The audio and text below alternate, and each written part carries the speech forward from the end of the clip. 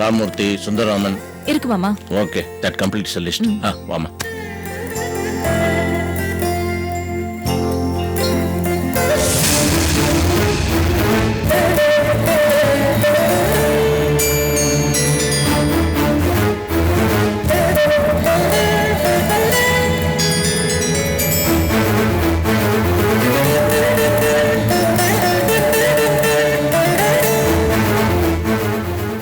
அப்பா, கற்பூரமா இருந்தாலும் ரொம்ப நேரம் காட்டினா கைய சுட்டுடும். இப்ப எதுக்கு இந்த உதாரணத்தை சொன்னேன்? பொதுவா தான் சொன்னேன்பா. இல்ல, அபிராமி மேல நான் வச்சிருக்கிற பாசத்தை குத்தி காமிக்கிறேன். எனக்கு தெரிஞ்சு அனிதா அப்படி சொல்லல. உங்களுக்கு அப்படி தோணுச்சுன்னா அதுக்கு நாங்க ஒண்ணும் பண்ண முடியாது. ஆமா, இதுக்கெல்லாம் ஒண்ணும் பண்ண முடியாது. ஆனா தங்க கல்யாணத்துக்காக உங்க வீட்டு படியேறி மரியாதை வந்து அழைச்சவங்க கிட்ட நாங்க கல்யாணத்துக்கு வர முடியாதுன்னு அவமானப்படுத்த மட்டும் தெரியும். மாமா, நீ சும்மா இரு பிரேமி. எல்லாம் தெரிஞ்சிருந்தோம் வேணும்னே கார்த்திகை உன்னையும் அவமானப்படுத்திருக்காங்க. பழசெல்லாம் மறந்துட்டாங்க.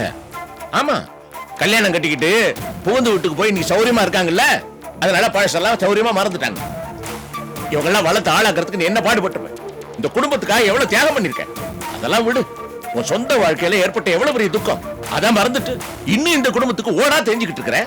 அதெல்லாம் மறந்துட்டு உன் தங்க கல்யாணத்துக்கு வரமாட்டேன்னு சொல்லி அவமானப்படுத்திட்டாங்கல்ல. அப்பா, நாங்க சொல்றது தயவு செஞ்சு கேளுங்க. ஒவ்வொரு காரியத்துக்கும் ஒவ்வொரு காரணம் இருக்கும். அண்ணி மேல மத்தவங்களுக்கு எப்படியோ, ஆனா எனக்கு மட்டும் மரியாதை இருக்கு. அன்னிக்கிட்ட நான் கல்யாணத்துக்கு வரேன்னு சொல்லிட்டு அப்புறம் வராம இருந்தா அது மரியாதையா இருக்குமா? அதனாலதான் எந்த ஒளிவு மறைவும் இல்லாம நான் நேரடியா அன்னிக்கிட்ட கல்யாணத்துக்கு வர முடியாதுன்னு சொல்லிட்டேன். அது மட்டும் இல்லப்பா,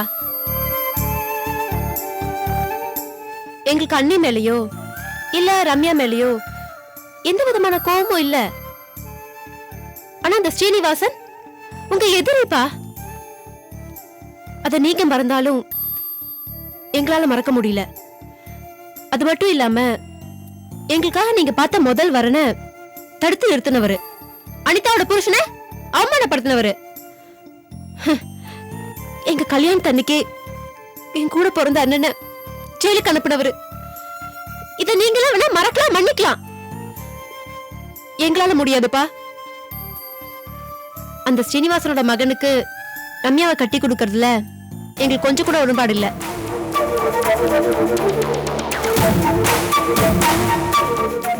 எங்க அப்பாவோட எதிரிய எங்க அப்பா வேணா பெருந்தன்மையா மன்னிக்கலாம், எங்களால முடியாதுப்பா.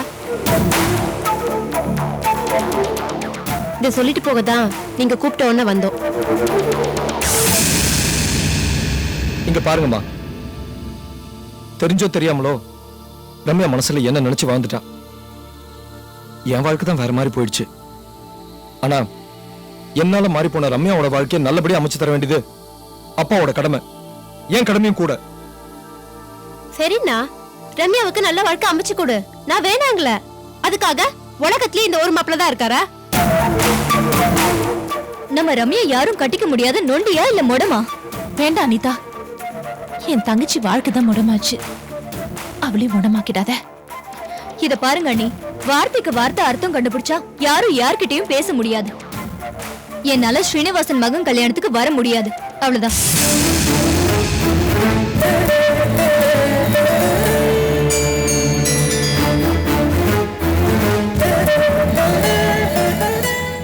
உங்க அப்பா சொல்றதா எனக்கும் சரின்னு தோணுது. ரம்யா இந்த வீட்டை விட்டு போனாதான் அபிராமிக்கு நிம்மதி, நமக்கும் நிம்மதி. உங்களுக்கு விருப்பம் இல்லைன்னா நீங்க எல்லாம் வர வேண்டாம். அதுக்காக நடக்க போற நல்லதை தடுக்க பாக்குறதோ இல்ல கோவப்படுறதோ வேண்டாமா? சரிம்மா, நாங்க கிளம்புறோம். வரேன்பா. வரேம்மா.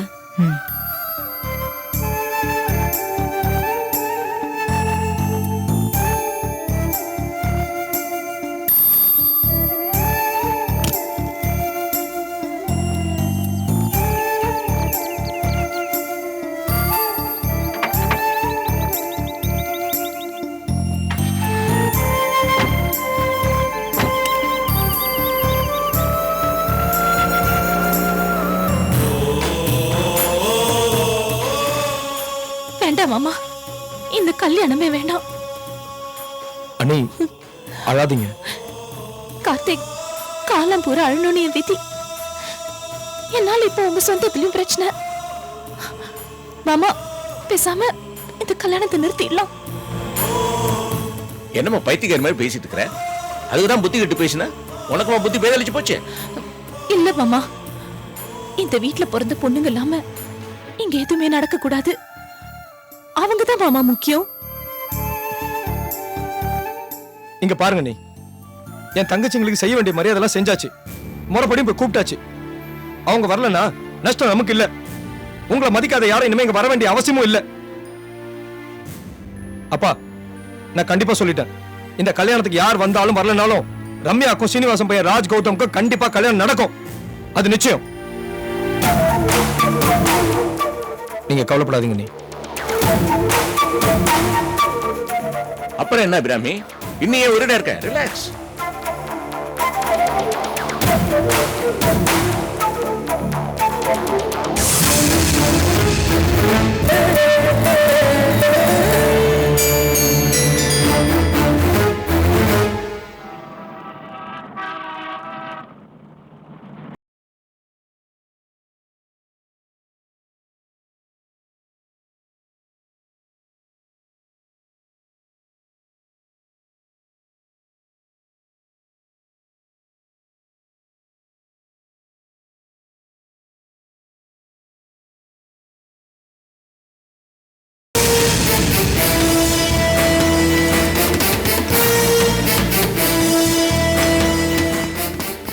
ஏண்டா செய்யற துரோகம் எல்லாம் செஞ்சுட்டு இங்க உட்கார்ந்து நல்லா தின்னுட்டு இருக்கியா? ஏண்டா அப்படி பண்ண? சொல்டா. உன்னெல்லாம் கொன்னாலும் சரியா? இரு இரு.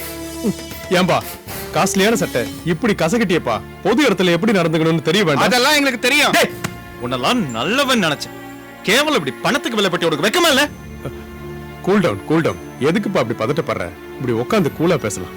கைய மேல வைக்க. அதை விட நம்ம சாப்பிடுவோம். அர்ஜுன் வந்து உட்காரு. அவன் என்னதான் பேசான்னு பாப்பான். சொன்னா கேளுப்பா. என்னத்த சொல்ல போறான்? அர்ஜுன், காசு பணத்தை பத்தி ரொம்ப கேவலமா பேசாதப்பா. காசு பணம் இல்லாம இந்த உலகத்துல வாழவே முடியாது. சார், என்ன சார் பிரச்சனை? பிரச்சனைலாம் ஒண்ணும் இல்ல. நீ போய் 2 கூல் ட்ரிங்க்ஸ் எடுத்துட்டு வா போ. Okay sir. நீங்க எல்லாம் ரொம்ப கோவமா இருக்கீங்களே தான் கூல் ட்ரிங்க்ஸ் எடுத்துட்டு வர சொன்னேன். யோ, என்னையா நக்கலா? மாணிக்கம், ஏய் சொல்லு, ஏன் இப்படி பண்ண? உன் மேல நான் எவ்வளவு நம்பிக்கை வச்சிருந்தேன், இப்படி கழுத்தறுத்துட்டியே. அர்ஜுன், உலகம் தெரியாத ஆளா இருக்கியே. நானும் எவ்வளவு நாளைக்கு தான் டாஸ்மார்க்ல தண்ணி அடிச்சிட்டு கையேந்தி போன்ல சாப்பிட்டுட்டு காலத்தை கடிக்கிறது? லைஃப்ல ஒரு சேஞ்ச் வேணா? இப்ப பார், என் லைஃப் ஸ்டைலே மாறி போச்சு. அந்த அபிராமியும் சீனிவாசனும் போட்டி போட்டுக்கிட்டு காசை கொடுக்குறாங்க. கொடுப்பாங்க. ஏன் கொடுக்க மாட்டாங்க? அந்த அபிராமி ஒரு குடும்பத்தை அழிக்கணும்னு நினைக்கிறா. நீ அவளுக்கு தொண போற. அப்புறம் ஏன் கொடுக்க மாட்டாங்க? இத பார், அடுத்தவன் கண்ணீர்ல சந்தோஷப்படுறவனும் அடுத்தவன் காசுல வாழணும்னு நினைக்கிறவனும் ரொம்ப நாள் உருப்பட்டதா சரித்திரமே இல்லை. தெரிஞ்சுக்கோ. அட என்னப்பா தத்துவம் எல்லாம் பேசிக்கிட்டு, பிராக்டிக்கல் லைஃபுக்கு வா. இத பாரு, அபிராமி வளர விட்டது உங்க தப்பு. இப்ப நான் உங்களுக்கு சாதகமா பேசி பழையபடி கம்பெனி வாட்ச்மேனாக நான் விரும்பல. என் வயித்துல ஈர துணி போட்டுக்க நான் தயாரா இல்ல. மனசாட்சி படி நடந்தா மனசு மட்டும்தான் சந்தோஷப்படும். மனசாட்சிய மறந்தா எல்லா சந்தோஷமும் தேடி வரும். பண போதையில பேசுற இல்ல? இல்ல, புரிஞ்சுதான் பேசுறேன். நீ சொல்ற தத்துவத்தால எனக்கு எந்த பிரயோஜனமும் இல்ல. புஸ்தகமா போட்டா கூட இனமா கொடுத்தாதான் வாங்குவாங்க. தெரிஞ்சோ தெரியாமலோ என்ன ராஜா மாதிரி பாத்துக்கிட்டாங்க. பசி தாகம் எதுவும் தெரியாம என்ன சொர்க்கத்துல வச்சிருந்தாங்க. என் லிவிங் கண்டிஷனே மாறி போச்சு. தண்ணியிலேயே இருந்த முதலைய தரைக்கு கொண்டு வந்துடாதீங்க. Please leave me. ஏய், ஒண்ணா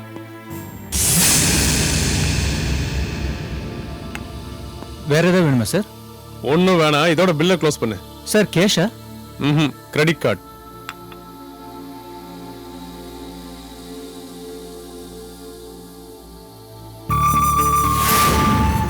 சார் தான் முதலாளி. வணக்கங்க ஐயா, நான் வேலைக்காக வந்திருக்கேன்.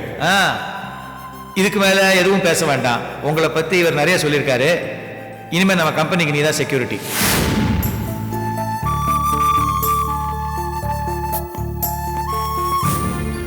இப்ப என் ஸ்டேட்டஸ பாத்தீங்களா? பார்த்தேன். வாங்கு வாங்கு. இன்னும் எத்தனை நாளைக்கு தான் அபிராமி கிட்ட நீ வாங்குறேன்னு நானும் பார்க்கறேன். இத பாரு மூர்த்தி, உனக்கு அந்த அபிராமியை பத்தி தெரியாது. காரியம் ஆற வரைக்கும் உன் காலை சுத்தி இருப்பா. காரியம் முடிஞ்சதும் உன் கழுத்தை நெரிப்பா. கூடிய சீக்கிரம் பாரு. அர்ஜுன், என்ன வளவலன்னு பேசிட்டு நீ ஊன்னு சொல்லு. நீ நைட்டே இவனை காலி பண்ணிடுவான். கொஞ்சம் கூட உன் மூளை யூஸ் பண்ண மாட்டியா? என்ன நீ கொலை பண்ணாலும் சரி, அபிராமி கொலை பண்ணாலும் சரி, பழிய அர்ஜுன் மேலதான் விழும். என்ன பாக்குற? என்ன கோர்ட்ல இருந்து கூட்டு வந்தது நீதான். அபிராமியை பத்தி என்கிட்ட சொல்ல சொன்னீங்க, நான் சொல்லல. அதனால என்ன கொலை பண்ணிட்டீங்கன்னு உங்க மேலதான் பழி வரும். அதனால கொஞ்சம் அடக்கி வாசிங்க, புரியுதா?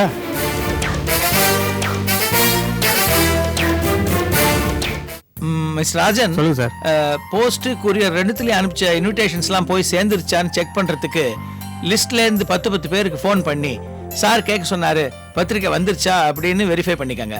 ஓகே. அப்புறம் கோவிந்தன், இந்த மெனு இன்சார்ஜ் நீங்க தானே? ஆமா சார். ஒரு ஐட்டம் கூட குறைய கூடாது. குவாலிட்டி சூப்பர்பா இருக்கணும். Okay sir. இந்த மாதிரி கல்யாண சாப்பாடு எந்த வீட்லயும் நாங்க சாப்பிடலன்னு எல்லாரும் என்கிட்ட வந்து சொல்லணும். அதுக்காகத்தான் அவனுக்கு தலைக்கு 100 ரூபாய் அதிகமா கொடுக்கறதா ஒத்துக்கிட்டு இருக்கேன். புரியுது. இப்படி ஏதாவது ஒரு கம்ப்ளைண்ட் வந்துச்சோ 10 பைசா கூட என்கிட்ட இருந்து கிடைக்காதுன்னு அவங்க கிட்ட சொல்லிடுங்க. நான் பாத்துக்கிறேன் சார். சர்வ் பண்றவங்க எல்லாம் வெறும் கையில எடுத்து வடையை வைக்க கூடாது. பிளாஸ்டிக் க்ளவுஸ் போட்டுக்கணும். Okay sir. அப்புறம் பீடாக்காரன் ஐஸ்கிரீம் காரெல்லாம் சொல்லிட்டீங்களா? சொல்லிட்டேன் சார். ஓகே. மத்த ஐட்டம்லாம் பாத்துக்கங்க. Okay, carry on carry on carry on.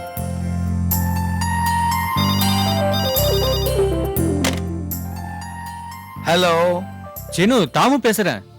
ஏன்பா, நீங்கெல்லாம் வீட்டு அட்ரஸ் மாத்தினீங்கன்னா உங்க நண்பர்களுக்கு சொல்ல மாட்டீங்களா? போஸ்ட்ல பத்திரிக்கை அனுப்பிச்சேன், ரிட்டர்ன் வந்துருச்சுப்பா. அப்புறம் எங்க ஆபீஸ் அசிஸ்டன்ட் கல்கி கிட்ட கொடுத்து அனுப்பிச்சேனே, கொடுத்தானா?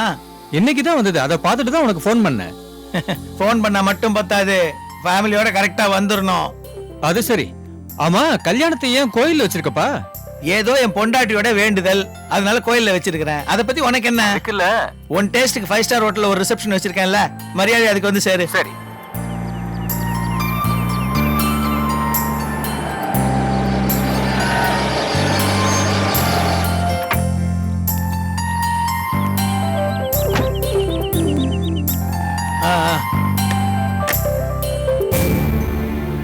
என்ன சீனு, பையனோட கல்யாண பத்திரிகை எல்லாம் வந்துச்சுப்பா. என்னப்பா கோவில்ல போய் கல்யாணத்தை வச்சிருக்க? ஹலோ, உங்ககிட்ட தான் நான் பேசிட்டு இருக்கேன். நான் உங்ககிட்ட பேச மாட்டேன், எனக்கு கோவம். இத நான் சொல்லணும். நான் தான் கோபமா இருக்கேன். ஏன்?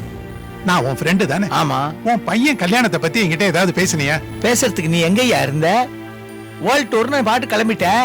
எந்த ஹோட்டல்ல தங்கி இருக்கிற, மொபைல் நம்பர் என்ன, இமெயில் அட்ரஸ் என்ன, ஏதாவது ஒரு டீடைல் கொடுத்துட்டு போயிருக்கியா? இதான் உன் கோபத்துக்கு காரணம்? ஆமா.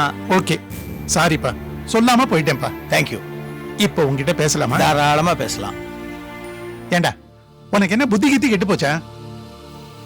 ஏன்? உன் பையனுக்கு பொண்ணு எடுக்க வேற இடமே கிடைக்கலையா? நம்ம பரம விரோதி ஆர்கே சம்பந்தம் தான் வேணுமா? You are wrong partner. இது ஆர்கே கூட வச்சிருக்கிற சம்பந்தம் இல்ல, அபிராமி கூட. இது அதை விட கேவலமா இருக்கு. ஆர்கே கிட்ட பணமும் ஸ்டேட்டஸும் இருக்கு, இவகிட்ட என்ன இருக்கு? இவ யாரு? ஆர்கேயோட மருமக. இப்ப நான் என்ன சொல்லிட்டேன்னு சிரிக்கிற? எப்பவும் போல நீ உன் பார்ட்னரை சரியாவே புரிஞ்சுக்கல. ஆர்கே கிட்ட இருக்கிற பணமும் ஸ்டேட்டஸ் எங்க போகுது? அபிராமிக்கு தானே வரும். வர வைப்பேன். இது பாரு, நான் ஒரு காரியத்துல இறங்கினேன்னா அதுக்கு 1000 அர்த்தம் இருக்கும். வெளியே தெரியறது என்னவோ ஒரே ஒரு அர்த்தம் தான். இந்த சீனிவாசனை நீ இன்னும் சரியா புரிஞ்சுக்கல. போப்பா போ, நீ ஒரு பக்கம் போ, நான் வேறொரு பக்கம் போறேன். அக்கா, என்னடா? இந்த கம்பெனில வேலை செய்யறவங்களுக்குலாம் நம்ம பத்திரிக்கை கொடுத்தே ஆகணுமா என்ன? ஏன் கேக்குற?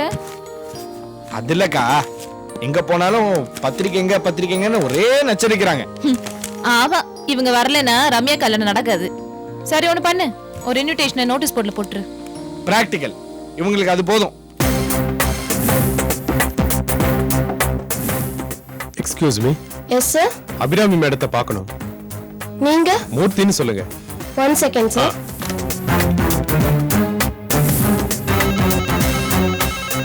ஹலோ மேடம், உங்களை பார்க்க மூர்த்தின்னு ஒருத்தர் வந்திருக்காரு. மூர்த்தியா? ஆமா மேடம். சரி, வர சொல்லுங்க. Okay madam. உங்களை வர சொன்னாங்க. அவன் ஏன்க்கா இங்க வரான்? அவன் எல்லாம் இங்க வர வேணாம்னு சொல்ல முடியாது. நீ கொஞ்சம் பேசாம இருக்கியா?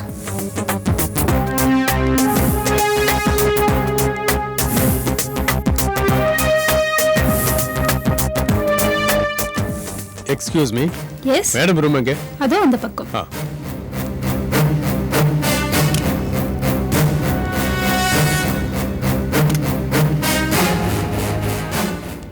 வணக்கம்மா. வாங்க மூர்த்தி. என்ன தம்பி, நல்லா இருக்கீங்களா? நல்லா இருக்கேன். உங்களை பார்த்துட்டு போலாம் தான் வந்தேன். அதான் வந்துட்டீங்களே, என்ன விஷயம் சொல்லுங்க. நீங்க நல்லா இருக்கணும்மா. அப்படி நீங்க நல்லா இருக்கணும்னா நான் நல்லா இருக்கணும். ஏன் உங்களுக்கு என்ன இப்ப? நல்லா தானே இருக்கீங்க. கேட்கும் போதெல்லாம் நான் பணம் கொடுக்கறேனே. ஆனா உங்களை தேடி நடந்து தானே வர வேண்டியிருக்கு. ஆட்டோல வந்தா கட்டுப்படி ஆகல. அதனால அக்கா கிட்ட பேசும்போது நீ குறுக்க வராத. அபிராமி, எனக்கும் வயசாயிடுச்சு. சீனிவாசம் புண்ணியத்துல வேர்வை வராம சாப்பிட்டு பழகிட்டேன். என்னால நடக்க கூட முடியலம்மா. நான் வேணா ஒரு 3 வீலர் ஆட்டோ பெர்மனண்டா பேசி கொடுக்கறேனே. வேணாம் வேணாம், அதுக்காக நான் 4 வீலரும் கேட்க மாட்டேன். அப்புறம் ஒரு 2 வீலரும் வாங்கிக்கிறேன். இல்ல இல்ல, வாங்கி கொடுக்கறீங்க. எது கொடுக்கணும்? தம்பி, இல ரத்தம், நீ அப்படிதான் பேசுவ. உங்க அக்கா எனக்கு உதவுறதும் நான் உங்க அக்காவுக்கு உதவுறதும் பரஸ்பரம் சகாயத்துக்கு தான். இத பாருங்க சார். விடு மூர்த்தி, என்ன 2 வீலர்னு சொல்லுங்க, நான் கொடுக்கறேன். உனக்கு ஏமா அந்த சிரமம்? 500 ரூபாய் நோட்டு கட்ட ஒண்ணு கொடு. வண்டியை வாங்கிட்டு பெட்ரோல் டேங்க் ஃபில் பண்ணிட்டு ரசீதோட மீதி பணத்தை கொண்டு வந்து தரேன்.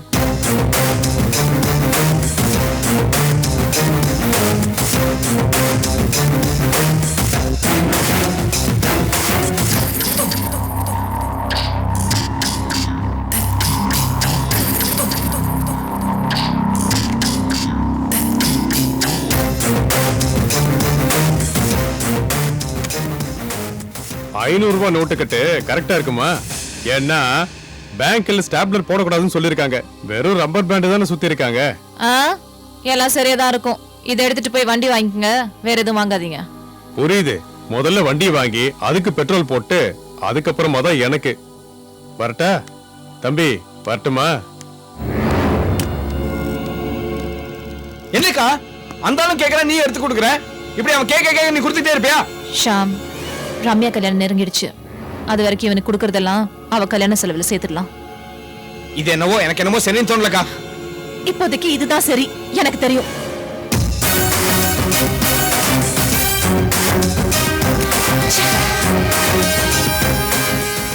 ரம்யா கல்யாணம் முடியட்டும், இவன் ஆட்டத்துக்கு ஒரு முடிவு கட்டுறேன்.